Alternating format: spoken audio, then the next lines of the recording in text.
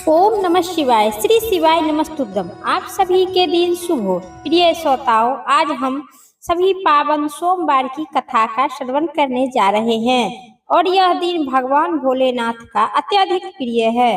कहा गया है कि आज के दिन जो भी भक्त श्रद्धा और भक्ति से सोमवार का व्रत करके शिवलिंग पर गंगा जल, दूध, बेलपत्र, धतूरा और अक्षर चढ़ाकर शिव जी की पूजा करके कथा का श्रवण करता है, उनके सभी कष्ट दूर हो जाते हैं और जीवन में सुख, समृद्धि, संतान, सौभाग्य और अंत में मोक्ष की प्राप्ति होती है। तो आज इस वीडियो में आप सुनेंगे सोमवार की व्रत कथा। आइए, कथा से पहले हम सभी भगवान को ध्यान करते हैं। हे भोलेनाथ, आप कैलाशपति है और माता पार्वती के प्रियतम है, कार्तिकेय और गणेश जी की पिता है। आप ही महाकाल है, आप ही जगत के पालनहार है। आपके चरणों की वंदना करने मात्र से मनुष्य की जन्म जन्मांतर के पाप नष्ट हो जाते हैं। हे देवाधिदेव महादेव, इस पावन सोमवार व्रत में हम संपूर्ण मन, वाणी और कर्म से आपको ध्यान कर रहे हैं। हम सभी पर अपनी कृपा दृष्टि बनाए रखना। हमारे जीवन में अज्ञानता, अहंकार और पाप का नाश करे और धर्म, मोक्ष, काम, क्रोध, मोक्ष चारों पुरुषार्थों को सिद्ध प्रदान करे। ओम नमः शिवाय। एक बार किसी नगर में एक साहूकार रहा करते थे।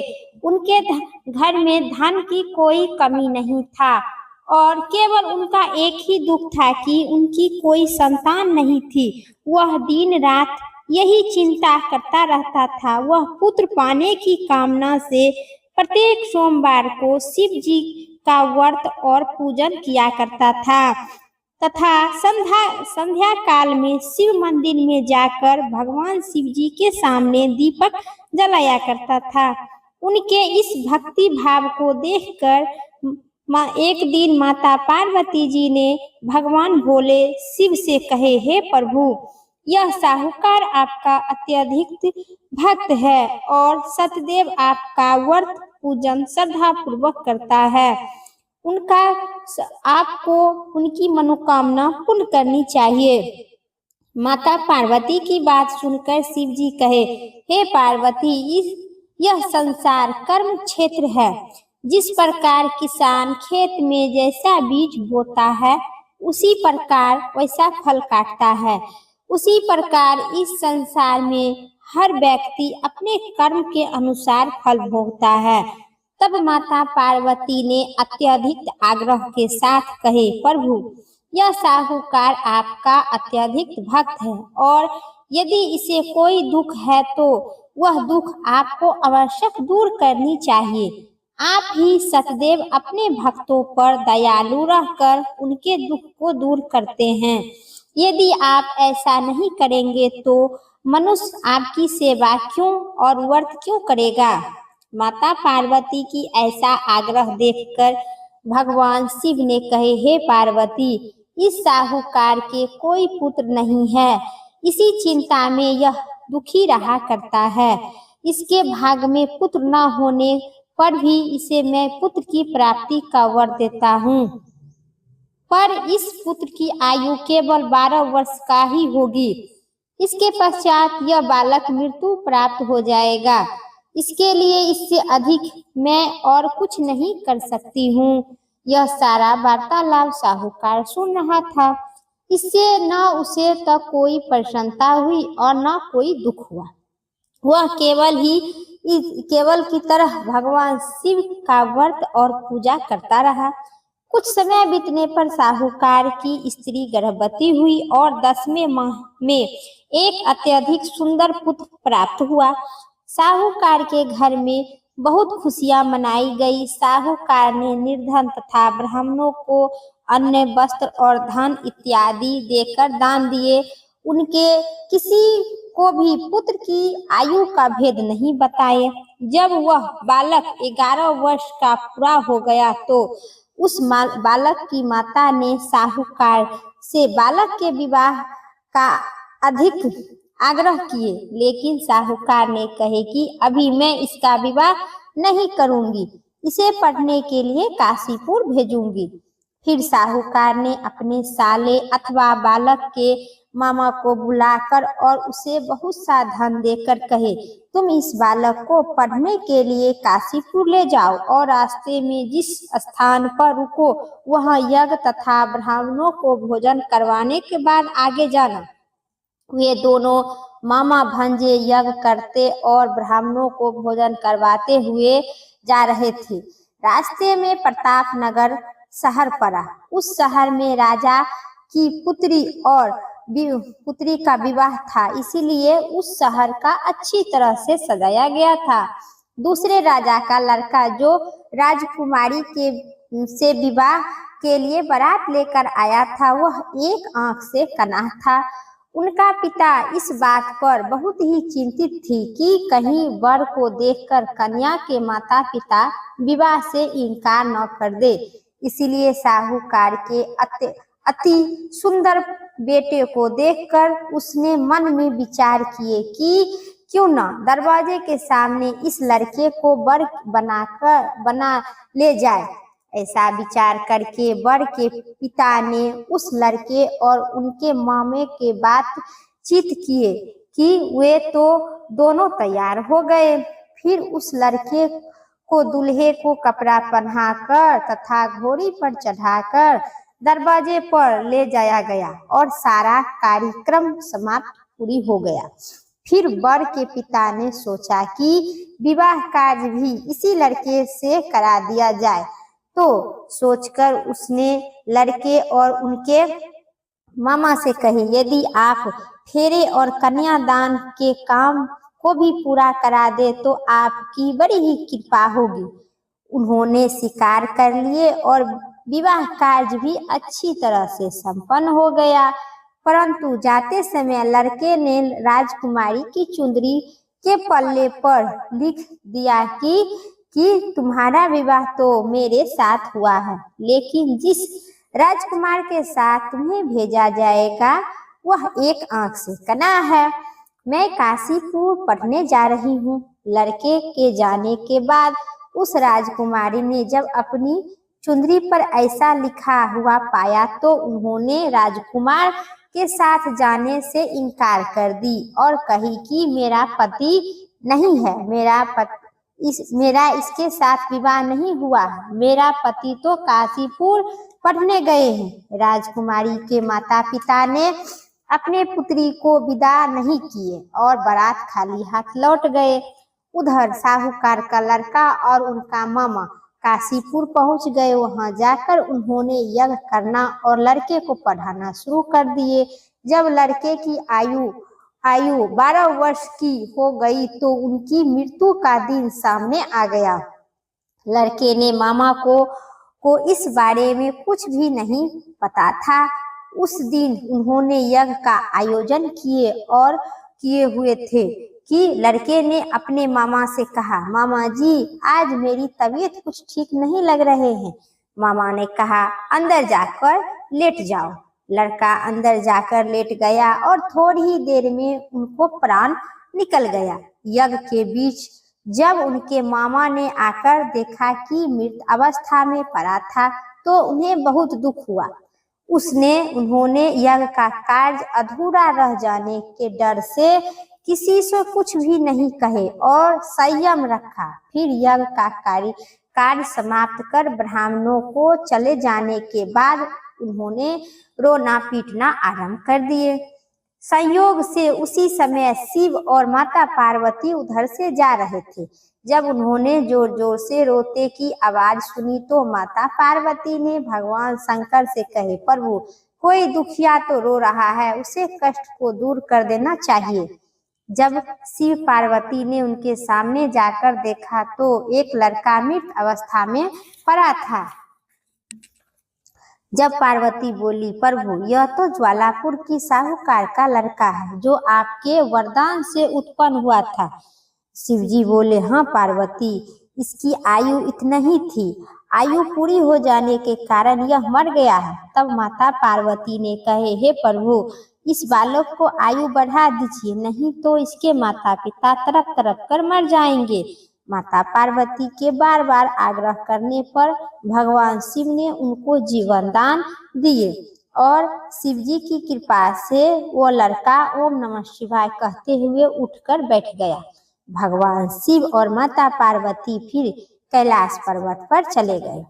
तब वह लड़का और उनका मामा उसी प्रकार यज्ञ करते तथा ब्राह्मणों को भोजन करवाते हुए अपने घर की ओर चल दिए। प्रतापनगर पहुंचकर और वहां पर आकर उन्होंने यज्ञ आरंभ किए। तब वहां से राजकुमार उधर से गुजर रहे थे। उस लड़के को तुरंत ही पहचान लिया और अपने महल में ले जाकर उन्हें दोनों को बहुत आदर सत्कार किए। साथ ही बहुत सा धन दौलत आभूषण वस्त्र देकर उसे राजकुमारी के साथ विदा किए। जब वे अपने शहर के निकट पहुंचा तो मामा ने कहा कि मैं पहले तुम्हारे घर जाकर सूचना दे आता हूँ। तब उस लड़के के मामा ने घर पहुंचा तो साहूकार और उनकी पत्नी घर के छत पर बैठे थे और उन्होंने प्रण रखा था कि यदि हमारा पुत्र सकुशल लौट आया तो हम नीचे आएंगे, नहीं तो छत से कूदकर अपने प्राण त्याग देंगे। इतना ही में उस लड़के के मामा ने आकर बताया कि आपकी पुत्र सकुशल वापस आ रहा है, तो उनका विश्वास नहीं हुआ। तब कहा कि शपथ पूर्वक कहते हैं कि आपका पुत्र अपनी स्त्री के साथ आया है। तो सेठ अपनी पत्नी और सगर संबंधित के साथ नगर द्वार पर आकर आनंद के साथ उनका स्वागत करके उसे अपने घर ले गए। वे बड़े ही प्रसन्नता के साथ रहने लगे। इसी प्रकार जो व्यक्ति सोमवार का व्रत करके भगवान शंकर तथा माता पार्वती की पूजा करता है अथवा इस कथा को पढ़ता है अथवा सुनता है, उनके सारे दुख दूर होते हैं और उनकी समस्त मनोकामना पूर्ण होती है। प्रेम से कहिए माता पार्वती भोले बाबा की जय। अब सुनिए शिव चालीसा साथी आरती विस्तार से। श्री गणेश गिरिजा सुमन मंगल मूल सुजन, कहती अयोध्या दास तू देहु अभय बलिदान। जय गिरिजापति दीन दयाला, सदा करत संतन प्रतिपाला। भाली चंद्रमा से होनी के कांडल, कुंडल नाग फसी के। अंग गोर शिव गंगा बाहे, माँ मुंड माल तन छल लगाए। वस्त्र खाल बगंबर सोहे, छवि को देख नाग मन मोहे। मैना मातु की हबे दुलारी, वाम अंग सोहत छवि न्यारी। कर त्रिशूल सोहत छवि भारी, करत सदा शत्रु छनकारी। नंदी गणेश सोहे तह कैसे, सागर मध्य कमल है जैसे। कार्तिक श्याम और गजराऊ, यह छवि को कही जात न काऊ। देवन जब की जय पुकारा, तभी दुख प्रभु आप निवारा। किया उपद्रव तारिका भारी, सब देवन सब मिली तुम ही उजाड़ी। तुरंत सांड आप पठाओ, तुरंत सांड आप पठाओ। लवनी में महामारी गिराओ, आप जलंधर असुर संहारे। सूर्य तुम्हारे विधि संसारे, त्रिपुरासुर सन युद्ध मचाई। सब ही कृपा कर लीन मचाई, सबकी ही कृपा कर लीन मचाई। किया तप ही भगीरथ भारी, पुरह प्रतीक्षा तासु पुराई। दानिद मह तुम मम कहो नहीं, सेवक स्तुति करत सदा ही। वेद नाम महिमा तब अकथ, आनंद भेद नहीं पाई। प्रगटी उदिति मंथरा से ज्वाला, जरत सुरय भय बिहाला। किन्हा दया तब करी छाई। नीलकंठ तब नाम कहाई, नीलकंठ तब नाम कहाई। पूजन रामचंद्र जब किन्हा, जीत के लंका विभीषण दिन्हा। सहस कमल में हो रहे धारी, किन्ह प्रतीक्षा तब ही पुरारी। एक कमल प्रभु राखो जोई, कमल नयन पूजन जह सोई। कठिन पर भक्ति देखू प्रभु शंकर, भय पसंत दियो इच्छावर। भय पसंत दियो इच्छावर। जय जय जय आनंद अविनाशी, करत कृपा सब घटवासी। दुष्ट संकट नित्य मोहि सतावे, भारत रहे मोहि चैन न आवे। त्राहि त्राहि में नाथ पुकारा, एहि अवसर मोहि अन्य उबारा।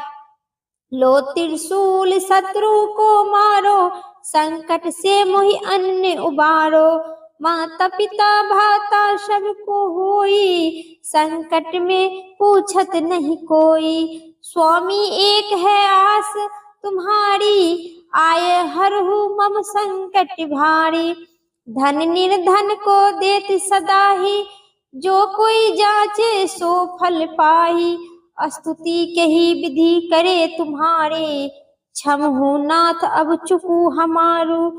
क्षमहु नाथ अब चुक हमारी। शंकर हो संकट के नाशक, मंगल कारण विघ्न विनाशक। योगी यति मुनि ध्यान लगावे, सारद नारद शीस नवावे। नमो नमो जय नमः शिवाय, नमो नमो जय नमः शिवाय। सुर परमादिक पार न पाए, जो यह पाठ करे मन लाई। तापर होत है शंभु सहाय, ऋषियों जो कोई हो अधिकारी। पाठ करे सो पावन हारी। पुत्रहीन कर इच्छा जो ही, निश्चय शिव प्रसाद ते ही होई। पंडित तिरोदसी को लावे, ध्यान पूर्वक होम करावे। तिरोदसी व्रत करे हमेशा, ताके तन नहीं रहे कलेसा। धूप दीप नवेद चढ़ावे, शंकर सन्मुख पाठ सुनावे। जन्म जन्म के पाप नासावे, अंत धर्म शिवपुरी में पावे। अंत धर्म शिवपुर में पावे। कहती अयोध्या दास आसी तुम्हारी, जानी सकल दुख हरहु हमारी। जानी सकल दुख हरहु हमारी। नीति नेम कर प्रातः पाठ करो चालीसा। तुम मेरी मनोकामना पूर्ण करो जगदीश। मगर सन छठी है मंत्र सु, संवद 64 जान।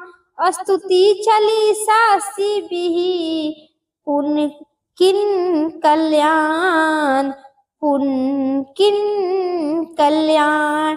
प्रेम से कहिए ओम नमः शिवाय। माता पार्वती की जय। ओम जय शिव ओमकारा, स्वामी जय शिव ओम जयकारा। ब्रह्मा विष्णु सदा शिव अर्धांगी धारा। ओम जय शिव ओमकारा, एकानंद चतुरानंद पंचानंद राजे। हंसासन गरुड़ासन विषुवाहन छाजे। ओम जय शिव ओमकारा, दो भुजी चारि चतुरी भुजी, दसी भुजी अति शोभे। हो बाबा दसी भुजी अति शोभे। त्रिभुवन रूप निरखता, त्रिभुवन जनि मोहे। ओम जय शिव ओमकारा। अक्षमाला वर्णमाला मुंडमाला धारी त्रिपुरारी संकारी करिमाला धारी ओम जय शिव ओमकारा श्वेतांबरी पीतांबरी माघंबरी अंगे सैनिकाधिकी गरुराधिकी भूतादिकी संगे ओम जय शिव ओमकारा करिके मध्य कमंडल चक्री त्रिशूल धरिता जग करिता जग बढ़ता जग सासी करिता ओम जय शिव ओमकारा ब्रह्मा विष्णु सदा शिव जानती अविवेका वर्णाक्षर में मध्य ये तीनों एका ओम जय शिव ओमकारा पर्वत शोभे पार्वती शंकर कैलासा भांग धतूरा के भोजन भस्म में वासा ओम जय शिव ओमकारा जटा में बहत है गंगा गले मुंडी माला हो बाबा गले मुंडी माला से नाग लिपटत है ओढ़त मृग छाला ओम जय शिव ओमकारा काशी में विराज विश्वनाथ नंदी ब्रह्मचारी नित्य उठ दर्शन पर्वत महिमा अति भारी ओम जय शिव ओमकारा त्रिभुवन स्वामी जी की आरती जो कोई नैरी गावे हो बाबा जो कोई नैरी गावे कहत शिवानंद स्वामी मनुमांछित फल पावे ओम जय शिव ओमकारा स्वामी जय शिव ओमकारा प्रेम से कहिए ओम नमः शिवाय। माता पार्वती भोले बाबा की जय। उम्मीद करते हैं आप सभी को इस कथा पसंद आई तो चैनल पर कमेंट बॉक्स में हर हर महादेव और ओम नमः शिवाय जरूर लिखें। चैनल पर पहली बार आए हैं तो सब्सक्राइब करके बेल आइकन के जरूर घंटी के दबाएं जिससे कि मेरी वीडियो के नोटिफिकेशन आप सभी को सबसे पहले पहुंचे। फिर अगली वीडियो लेके आते हैं, तब तक के लिए ओम नमः शिवाय, हर हर महादेव।